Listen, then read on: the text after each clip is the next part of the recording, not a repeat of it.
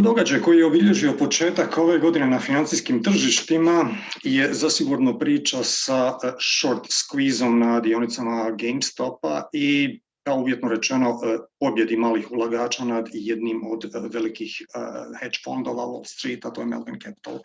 To je priča za naslovne stranice, međutim njezin dugoročni značaj i posljedice su vjerovatno predimenzionirane. Pa idemo vidjeti šta se tu zapravo dogodilo. Jedan od prominentnijih hedge fondova na Wall Streetu, Melvin Capital, i jedan od najprominentnijih tradera uopće, Gabe Plotkin, u siječnju su zabilježili strahovito veliki gubitak, preko 50%, po nekim podacima više od 50% vrijednosti fonda Melvin Capital se istopilo u siječnju od 13 milijardi, dakle to se prepolovilo. Nije to neobično samo po sebi na Wall Streetu, jer Melvin Capital nije ni prvi ni zadnji hedge fond koji je krahirao, koji će krahirati. Poznati su primjeri LTCM, recimo 1998. u kojem su sjedili, kojim su upravljali dva Nobelovca, desetak doktora znanosti, pa ih to isto nije spriječilo da odu u stečaj.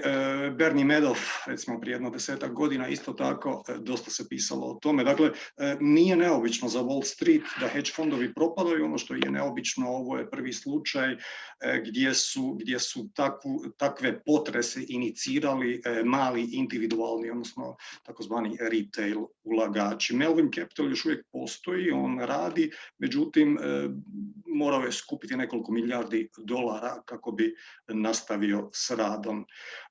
U središtu radnje je tvrtka GameStop. Čime se GameStop bavi?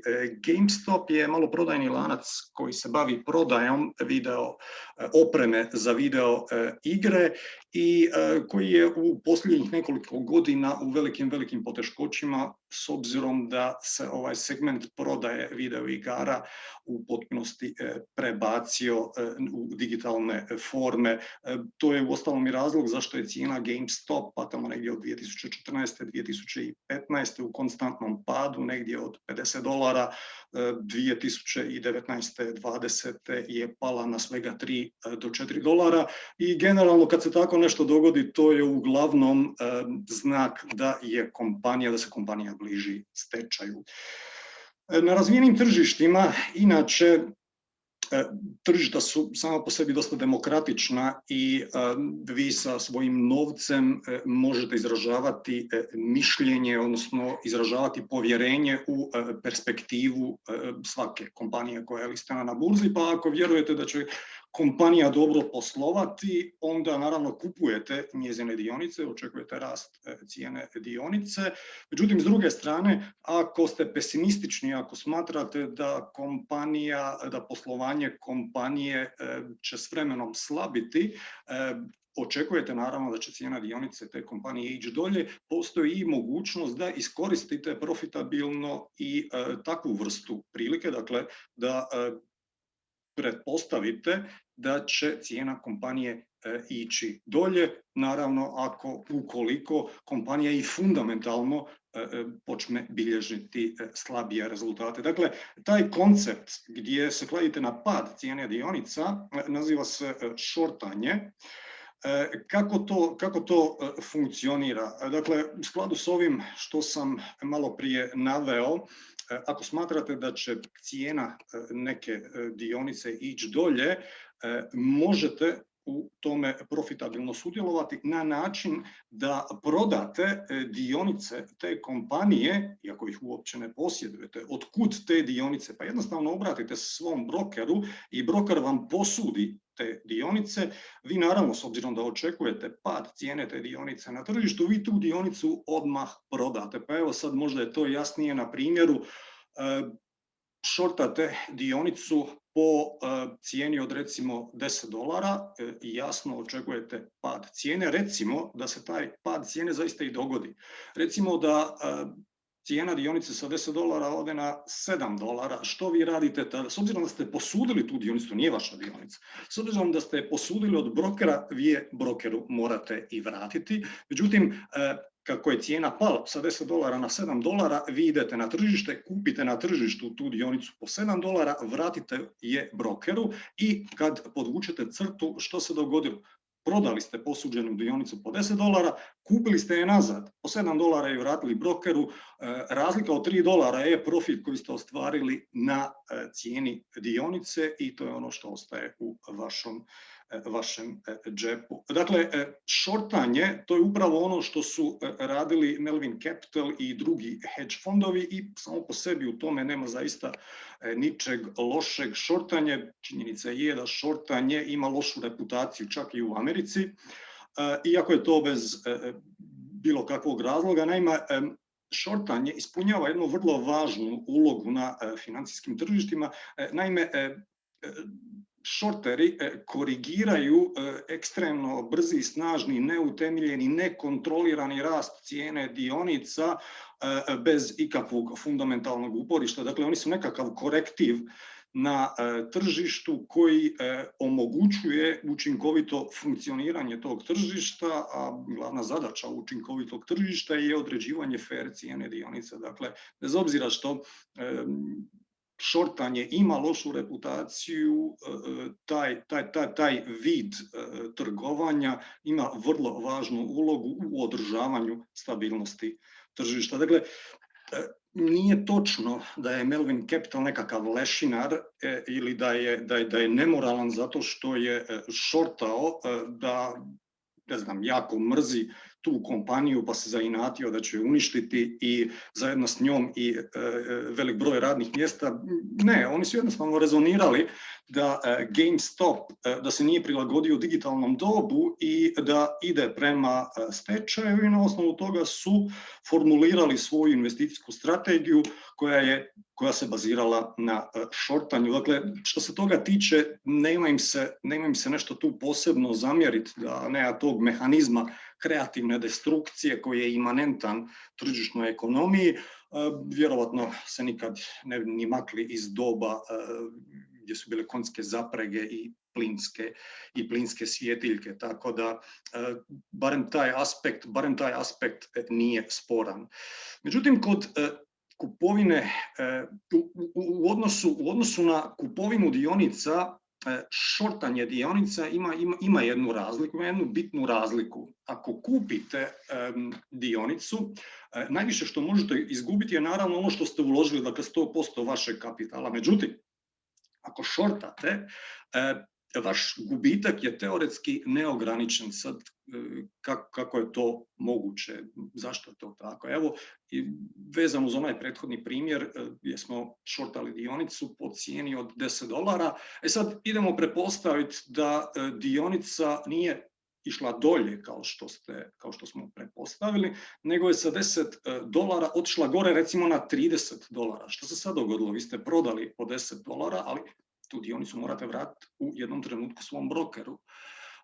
Cijena je otišla na $30, vi idete na tržište, kupite dionicu sad po $30 i vratite je brokeru. Kad podvučete crtu, koji je vaš konačni rezultat? Vi ste u gubitku $20 po dionici ili, ako to tako hoćete, izgubili ste 200% na vaš uložen kapital. Sad pokušajte samo zamisliti da je dionica otišla umjesto na 30, kao u ovom slučaju na $110, shortali po $10, cijena dionica otišla gore na $110 i vi ste u gubitku 1000% na uloženi kapital. U praksi se tako nešto ne događa, jer short pozicije suočene sa gubicima uglavnom zatvaraju svoje pozicije. U žargonu se to naziva covering.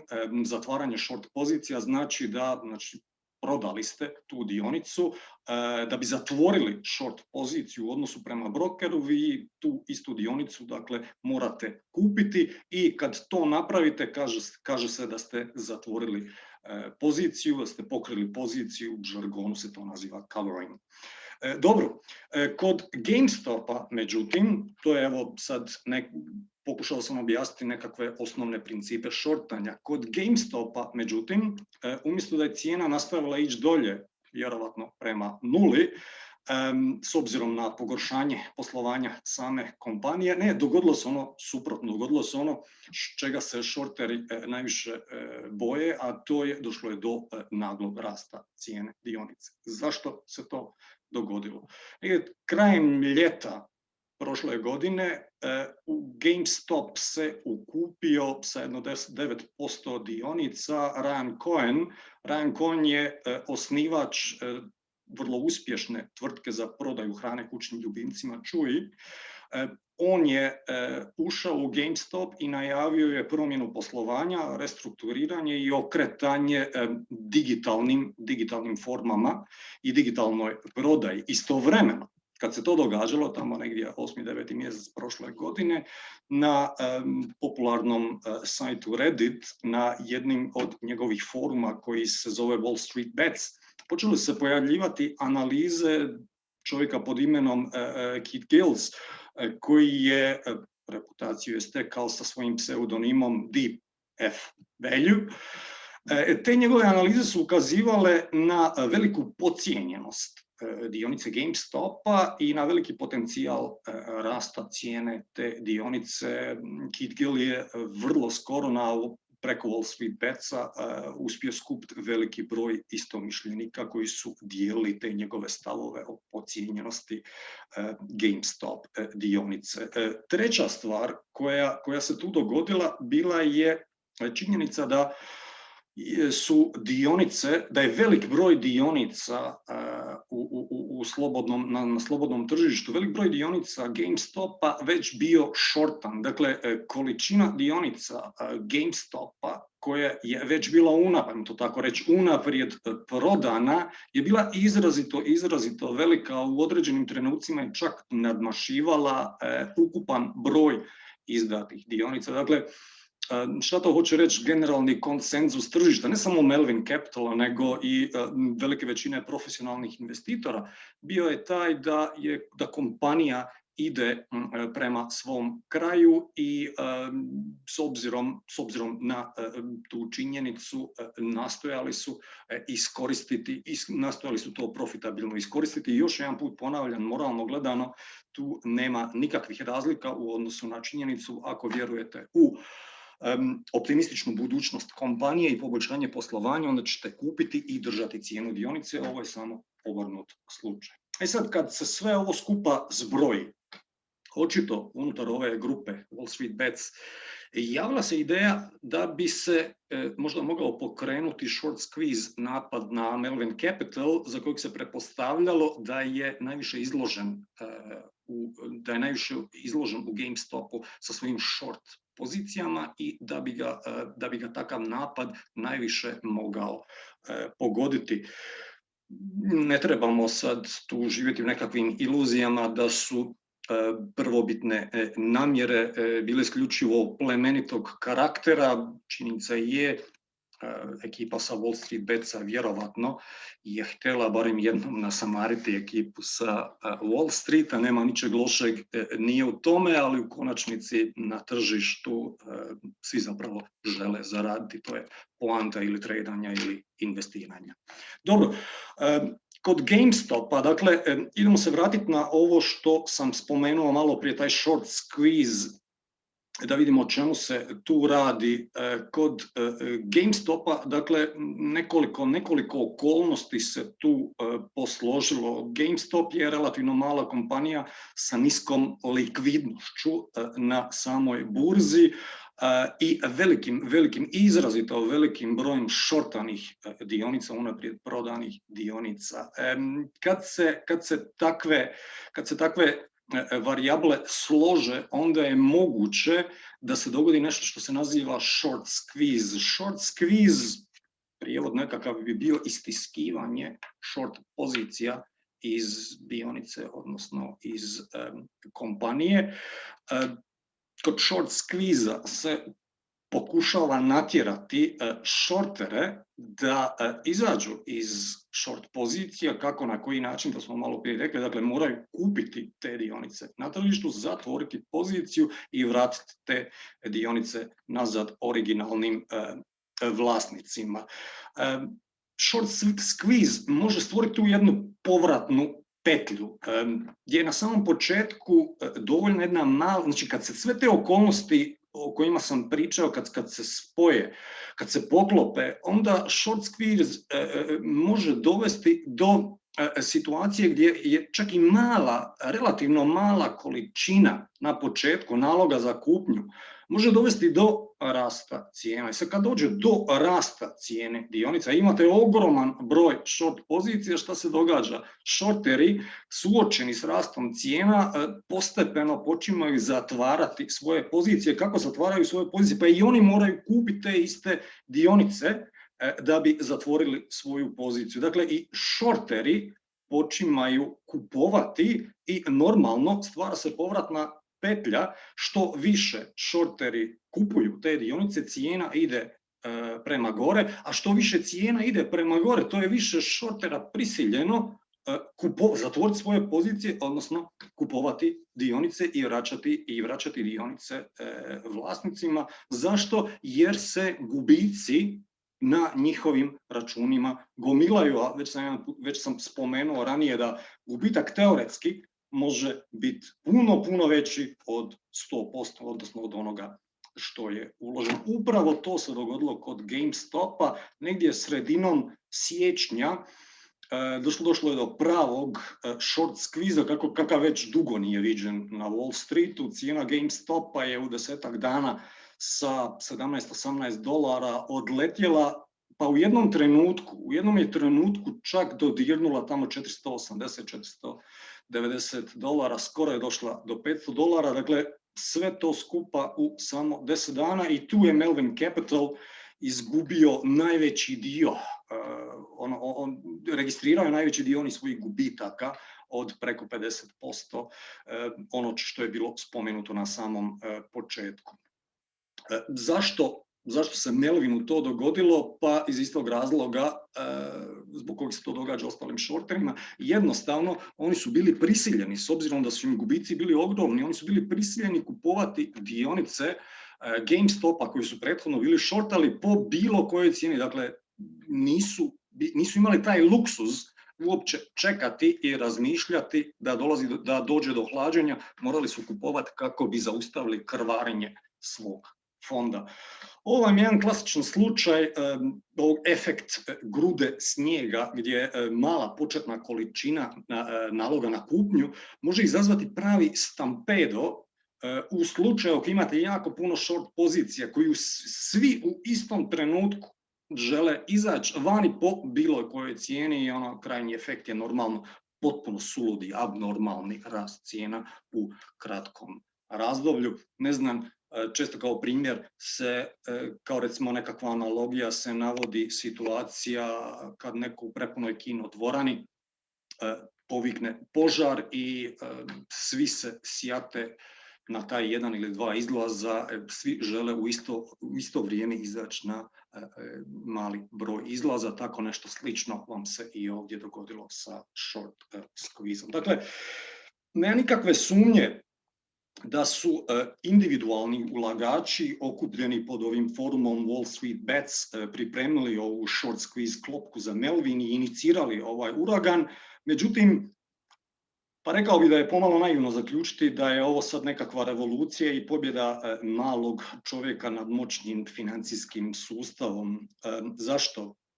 Pa kao prvo, podaci pokazuju da je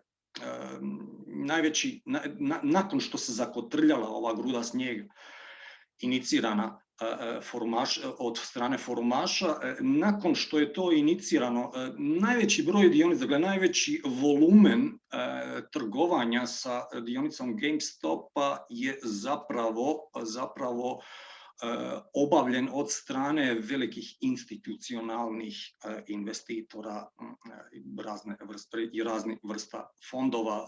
U prijevodu, Wall Street je namirisao krv i odlučio iskoristiti ovu easy money priliku koju mu je ponudio ovaj short squeeze na Melvin Capital.